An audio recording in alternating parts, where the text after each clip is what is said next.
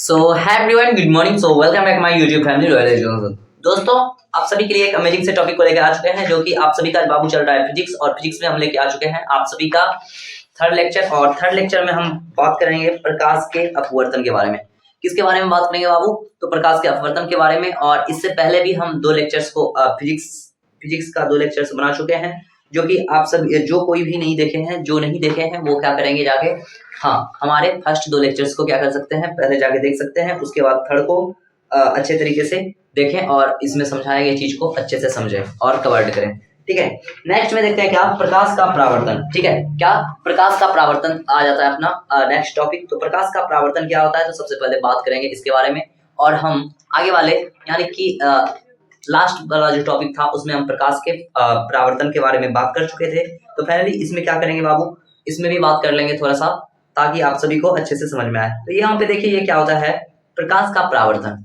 प्रकाश का परावर्तन क्या होता है, किसे कहते हैं? तो देखिए, प्रकाश का परावर्तन उसे कहते हैं बाबू, जो क्या, हाँ, जब प्रकाश की किरण किसी चिकनी सतह से टकराकर लौट जाने की क्रिया को हम क्या बोलते हैं, तो प्रकाश का परावर्तन कहते हैं। प्रकाश का परावर्तन किसे कहते हैं?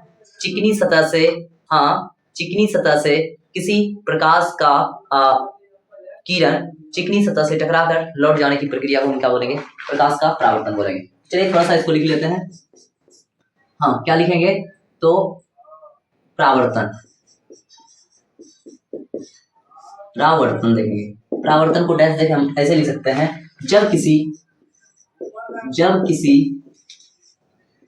चिकनी सतह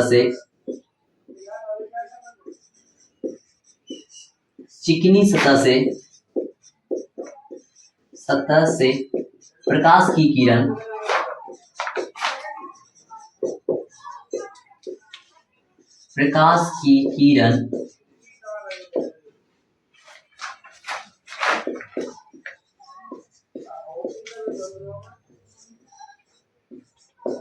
टकराकर लौट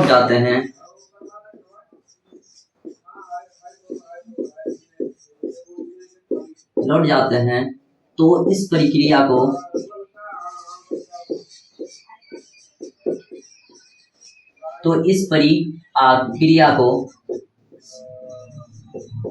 प्रकाश का क्या बोलते हैं,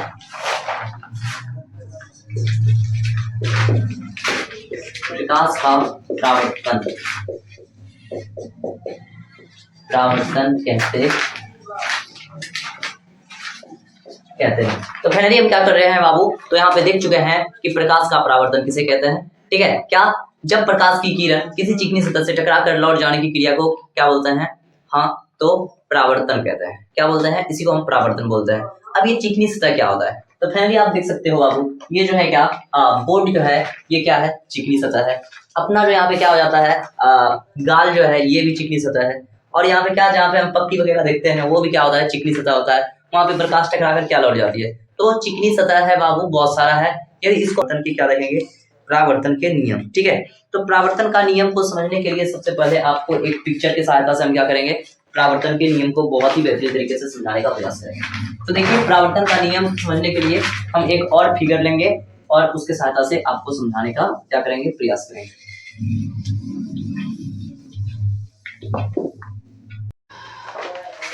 तो चलिए देखते हैं अब आगे, जो कि है आपका आ जाता है क्या, परावर्तन के नियम को। क्या देखेंगे बाबू, तो परावर्तन के नियम को देखेंगे, जो कि हम क्या कर चुके हैं, आपकी स्क्रीन पे आ चुका है, जो कि आप यहाँ पे देख सकते हैं परावर्तन का नियम क्या होता है। तो यहाँ पे आप देख सकते हो परावर्तन का नियम, प्रकाश की किरण किसी सतह पर पड़कर जिन नियमों का पालन करते हुए उस सतह से परावर्तित होती है, तो इस प्रक्रिया को परावर्तन के नियम कहते हैं। ठीक है, क्या मतलब अभी जो हम आपको एक पिक्चर दिखाए थे उसी से रिलेटेड है।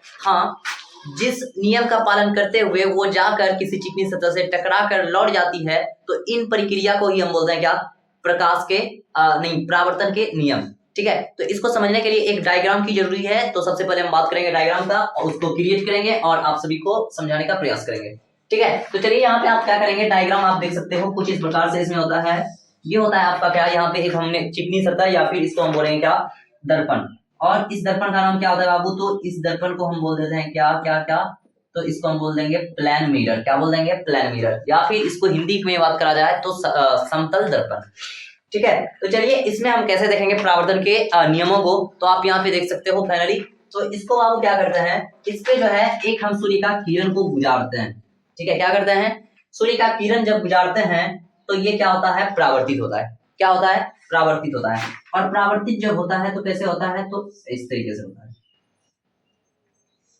ठीक है, और इसमें एक एरो आता है जो कि ये दर्शाता है कि ये जो किरण है किधर से आई है और किधर गई है। इधर से ऐसे एरो होता है और इधर से कुछ ऐसे। ठीक है, अब देखिए ये इसको हम बोलेंगे क्या, आपतित किरण। आने वाली किरण को हम बोलते हैं आपतित किरण और जाने वाली किरण को बोलते हैं हम क्या, तो ये बोलते हैं इनको परावर्तित किरण। क्या बोलते हैं बाबू? तो इसको बोलेंगे परावर्तित किरण और आने वाली को आपतित और जाने वाली को परावर्तित।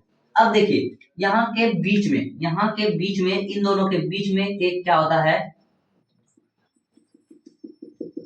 डॉट डॉट डॉट डॉट में एक आभास रेखा होता है और इसको हम बोलते हैं क्या, नॉर्मल। क्या बोलते हैं बाबू? तो इसको हम बोलते हैं अंग्रेजी में नॉर्मल और हिंदी में बात करा जाए तो इसको बोलते हैं क्या, तो इसको बोलते हैं अभिलंब। ठीक है, तो यहाँ पे आप देख सकते हो इसको बोलेंगे आपतित किरण, इसको बोलेंगे परावर्तित किरण। तो इसका क्या कर देते हैं, नाम देते हैं सबसे पहले, तब आपको बहुत ही अच्छे तरीके से समझ में आएगा। ठीक है, तो इसको बोल देते हैं ए और इसको बोल देते हैं क्या, ओ। यहाँ पे आप रख देते हैं तो यहाँ पे बहुत ही बेहतरीन टाइप का देखने में रहेगा।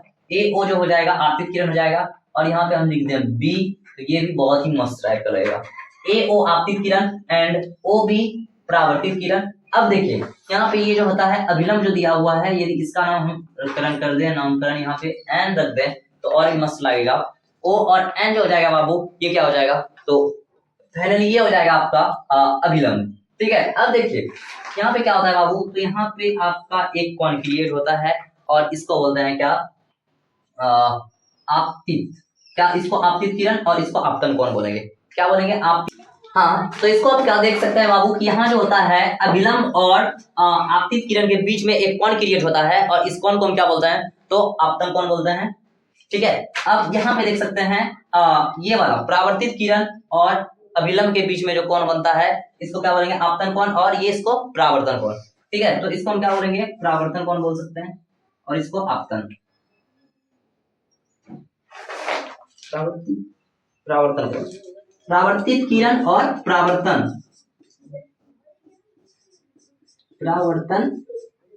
कोण बोलेंगे इसको। ठीक है, इसको क्या बोलेंगे, परावर्तन कोण, और इसको क्या बोलेंगे, ये वाला कोण को हम बोल सकते हैं क्या, आपतन, आपतन कोण। ठीक है, और ये वाला बिंदु जो यहाँ पे है जहां पे मिलता है इसको आप क्या बोल सकते हो, आपतन बिंदु बोल सकते हो। क्या,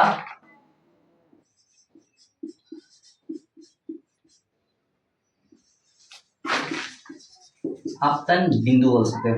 ठीक है, तो फाइनली हम यहाँ पे क्या कर रहे हैं बाबू, तो इतना सारा चीज को जान चुके हैं, आपतित किरण, परावर्तित किरण, आपतन कोण, परावर्तन कोण, आपतन बिंदु, अभिलंब। ठीक है, तो इससे इतने सारी चीज को हम क्या करे हैं, तो यहाँ पे देख चुके हैं। अब क्या करेंगे, हम फाइनली बात करने वाले हैं इसके अंग्रेजी नाम को। तो देखिए इसको हम क्या बोलेंगे, आपतित, इसको क्या बोलते हैं, इंसिडेंट रे बोलते हैं। क्या बोलते हैं, इंसिडेंट रे, और इसको क्या बोलते हैं, reflected ray. Incident ray and reflected ray. ये वाला कोण की जिया को हम बोलते हैं आई। क्या बोलते हैं बाबू, तो इसको डिनोट करते हैं आई से एंड इसको डिनोट करते हैं आर से।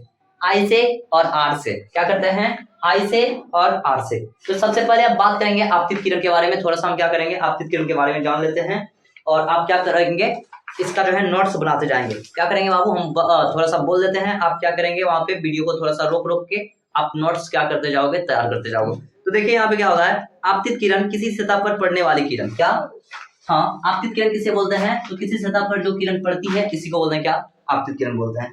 ठीक है, क्या बोलते हैं, इसी को आपतित किरण बोलते हैं। अब देखिए यहाँ पे क्या आता है, आपतन बिंदु। अब ये आपतन बिंदु किसे बोलते हैं, आप यहाँ पे देख सकते हो, जिस बिंदु पर आपतित किरण तथा सतह टकराती है उसे आपतन बिंदु या फिर आपतन बिंदु कहते हैं। देखिए मतलब क्या, आपतित किरण जहां जिस बिंदु पे टकराता है, क्या, जिस बिंदु पे टकराता है उस बिंदु को ही हम बोलते हैं आपतन बिंदु। यानी कि आपतित किरण, क्या, आपतित किरण जिस बिंदु पे टकराता है तो उस बिंदु को बोलते हैं आपतन कोण बोलते हैं। अब देखिए ये परावर्तित किरण क्या होता है, परावर्तित किरण, ठीक है, क्या परावर्तित किरण, जिस माध्यम में चलकर आपतित किरण किसी सतह पर आती है तो उस माध्यम में लौट जाती है, तो इसी प्रक्रिया को हम क्या बोलते हैं, परावर्तित किरण कहते हैं। तो ये भी आपका हो चुका है। अब नेक्स्ट में आपका आ जाता है क्या, अभिलंब। किसी समतल सतह के किसी बिंदु पर खींचे गए लंब को हम क्या बोलते हैं, तो अभिलंब बोलते हैं। मतलब किसी समतल सतह है, वहां पे कोनो लंब को खींच देते हैं बाबू, तो ये क्या हो जाता है, तो फाइनली आपका यही हो जाता है अभिलंब। तो यहां तक हम क्या कर रहे हैं, इतना सारा चीज को जान चुके हैं। अब नेक्स्ट में आ जाता है बाबू आपका क्या, परावर्तन कोण। ठीक है, सबसे पहले आता है आपका आपतन कोण, उसके बाद आता है परावर्तन कोण। ये आपतित किरण आपतन कोण, आपतन बिंदु पर खींचे गए अभिलंब से जो कोण बनती है उसे आपतन कोण कहते हैं। मतलब क्या, इसके और इसके बीच में जो कोण बनता है इसी को बोलते हैं आपतन कोण। और यहाँ पे देखिए परावर्तित किरण और अभिलंब के बीच में जो कोण बनता है बोलते हैं इसको क्या, अपवर्तन कोण बोलते हैं। ये तो हम पहले ही बता चुके थे आपको। ठीक है, अब चलते हैं आगे। आगे क्या है बाबू, तो आप यहाँ पे देख सकते हो इसके नियम और प्रकार। तो नियम जो है इसका दो नियम होता है, परावर्तन के दो नियम होता है बाबू। क्या होता है, दो नियम होता है। तो फर्स्ट नियम क्या कहता है, तो यहाँ पे आप देख सकते हो, फर्स्ट नियम कहता है, इसके सहायता से आप देख सकते हो, आपतित किरण तथा परावर्तित किरण, आपतित किरण, परावर्तित किरण तथा आपतन बिंदु पर डाला गया लंब तीनों एक ही तल पे होता है। क्या होता है बाबू, तो इसका फर्स्ट नियम कहता है आपतित किरण, परावर्तित किरण तथा आपतन बिंदु पर डाला गया लंब तीनों एक ही तल पे होता है। ये हो गया आपका क्या, फर्स्ट नियम। और सेकंड नियम कहता है, हाँ, आपतित किरण की जिया और परावर्तित किरण की जिया, आपतित किरण की जिया और परावर्तित किरण की जिया क्या होता है, दोनों बराबर होता है। कहने का तात्पर्य ये है कि आपतित किरण बराबर होता है परावर्तित किरण के। यदि इसको शॉर्ट में आपका ऑब्जेक्टिव में आ जाता है, क्या आ जाता है बाबू, कोण I इज इक्वल टू कोण R।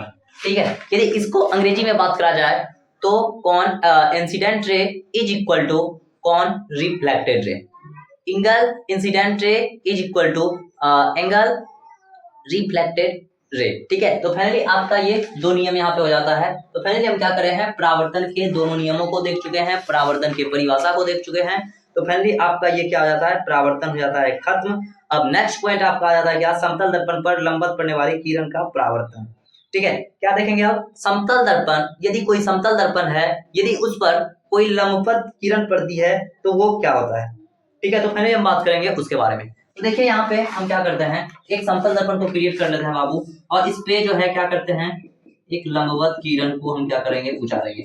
लंबवत का मतलब क्या होता है, तो फाइनली आपको पता होगा कि लंबवत का मतलब होता है बाबू एकदम पूरा 90 डिग्री पे क्या हुआ, 90 डिग्री पे कोई किरण हो, कौन सी पे हो बाबू, तो 90 पे हो। अब देखिए जब जब कोनो किरण किसी दर्पण पे 90 के एंगल में आता है तो वो जाएगा कैसे, ये बोल रहा है। तो हम जहाँ पे परावर्तन के नियम से जानते हैं कि I और R क्या होता है बाबू, बराबर होता है, I is equal to R होता है। तो यदि कोनो जो है किरण 90 पे आता है, 90 डिग्री पे, तो वो जाएगा कितना पे, तो I यदि 90 है तो R भी 90 ही होगा। तो फाइनली आपसे पूछा यहाँ पे यही गया है कि समतल दर्पण पर जब किसी क्या समतल दर्पण पर लंबवत पड़ने वाली किरण का परावर्तन कैसे होता है, तो फाइनली क्या होता है, यही होता है।